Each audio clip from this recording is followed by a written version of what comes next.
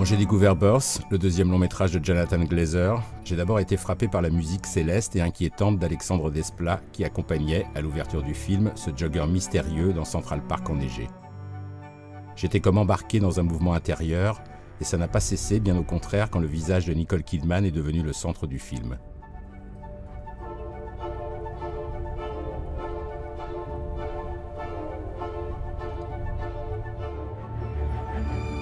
Au milieu de la foule, ce visage fermé de l'actrice ou du personnage était comme éclairé de l'intérieur par la musique de Desplat qui prenait de l'ampleur et gagnait en lyrisme.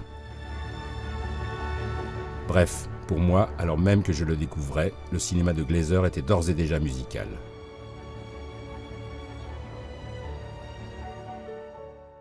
Cette scène nocturne qui revenait comme un cauchemar d'enfance, soutenue par ce piano ondoyant et mélancolique, ne m'avait pas fait changer d'avis, bien au contraire.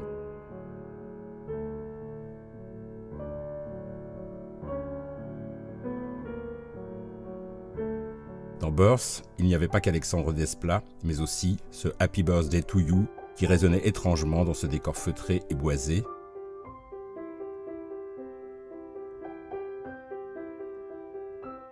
Mais aussi cette marche nuptiale, en principe heureuse, mais ici presque funèbre.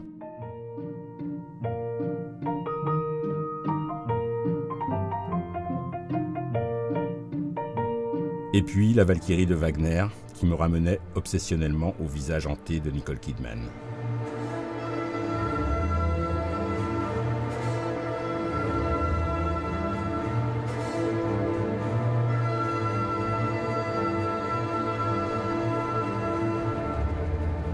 Après ça, j'ai eu envie de voir le premier film de Jonathan Glazer, Sexy Beast, un film de gangster très anglais. Même si j'avais un peu moins aimé le film, j'avais de nouveau été séduit par les usages musicaux de Glazer. Il y avait les cordes de l'espagnol Roque Baños, en musique originale, mais aussi et surtout un thème que j'idolâtre littéralement,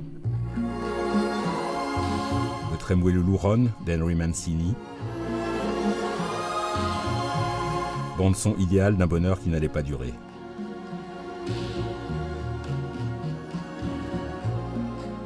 Sinon, à l'ouverture de Sexy Beast, il y avait aussi cette chanson des Stranglers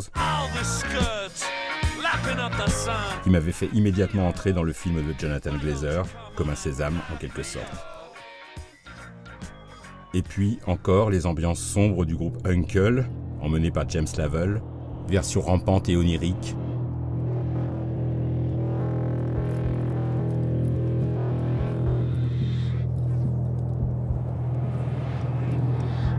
Ou au contraire, très rythmique, quand le terrifiant Ben Kingsley fait son entrée en scène, loin de Gandhi, très loin de Gandhi même.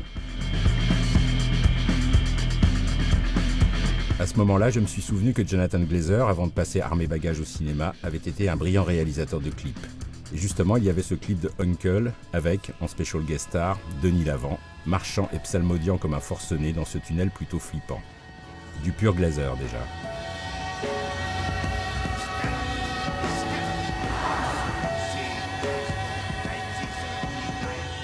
De fil en aiguille, je suis tombé sur Karma Coma de Massive Attack, morceau que j'adore.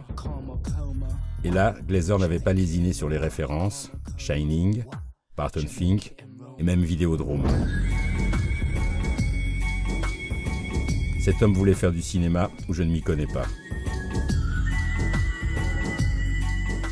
Pour Massive Attack, il avait également réalisé le clip de Live With Me, avec cette femme à la dérive, encore un vrai personnage de cinéma, auquel le lyrisme du groupe donnait une dimension fascinante, sans oublier un renard très fugace, détail glazerien en diable.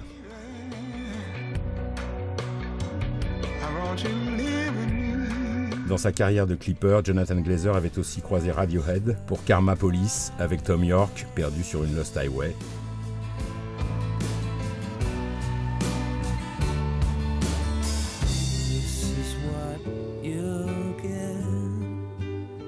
Ou encore en noir et blanc, toujours avec Radiohead, pour Street Spirit, avec ce chien, cet enfant et surtout cette chaîne, ça foutait déjà les jetons.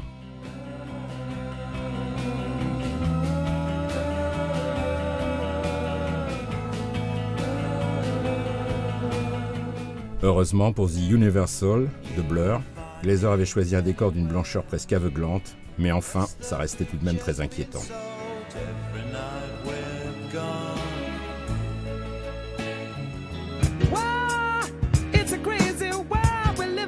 Adepte du huis clos, Jonathan Glazer avait même réussi à rendre angoissante cette chanson, Virtual Insanity de Jamiroquai, pourtant plutôt entraînante. Il suffit parfois d'un insecte et tout peut basculer.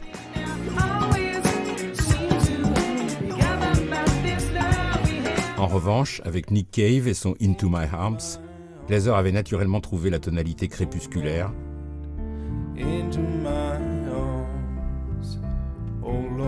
C'était beau, mais ça ne respirait pas vraiment la gaieté.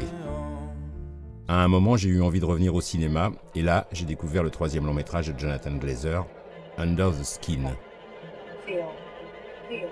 C'était il y a 10 ans, et je me souviens encore du choc visuel, sonore et musical que ce film avait provoqué en moi. En particulier, ce plan abstrait sur les bourdonnements orchestrés par la jeune Mica Levi, une véritable révélation musicale.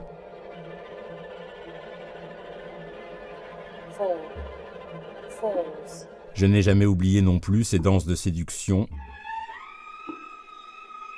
où l'extraterrestre Scarlett Johansson emmenait ses garçons les uns après les autres vers l'engloutissement sur cette bande-son venue d'ailleurs, littéralement inouïe, concoctée sans aucun effet électronique par la stupéfiante Mica Levi.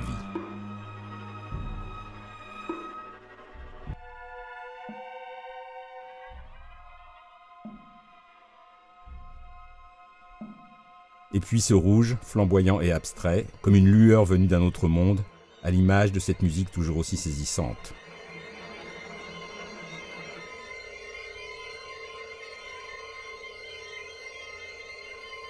Et encore, ce moment hypnotique, au son des bourdonnements déjà typiques de Mica Levi.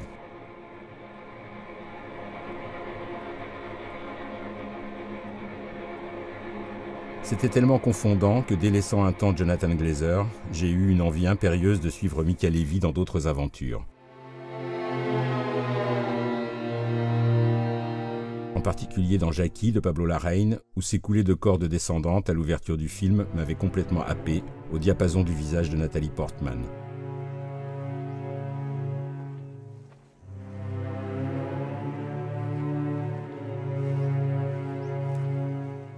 Mais ce que j'avais aimé davantage encore dans Jackie, c'était ce thème étrange et mystérieux à la fois, qui révélait magnifiquement la détresse intime de Nathalie Jackie.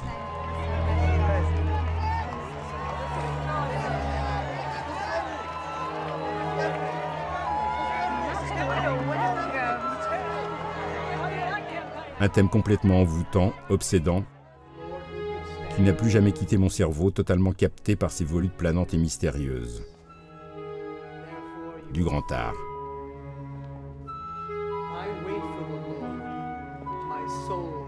J'avais retrouvé un peu plus tard Mica Levi dans Monos.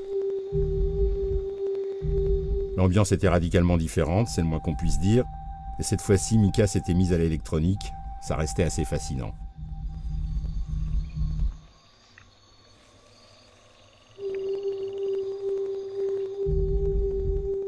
En suivant le fil Mica Levi, j'ai finalement rejoint Jonathan Glazer qui en 2019 avait réalisé un court-métrage, The Fall. Devinez qui a créé le son, lui aussi obsédant de cette corde qui se dévide inexorablement. Mica Levi, bien sûr. Qui d'autre?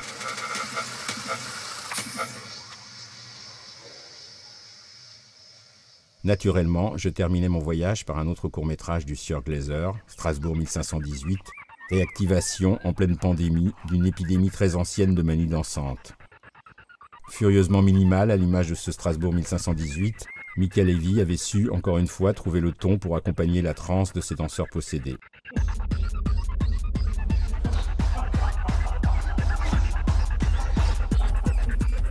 D'ailleurs, à mon tour, je sentais mon corps saisi par des mouvements irrépressibles que j'avais de la peine à contenir. La contagion Levi-Glazer avait complètement opéré, et pas de doute, elle n'était pas prête de s'arrêter.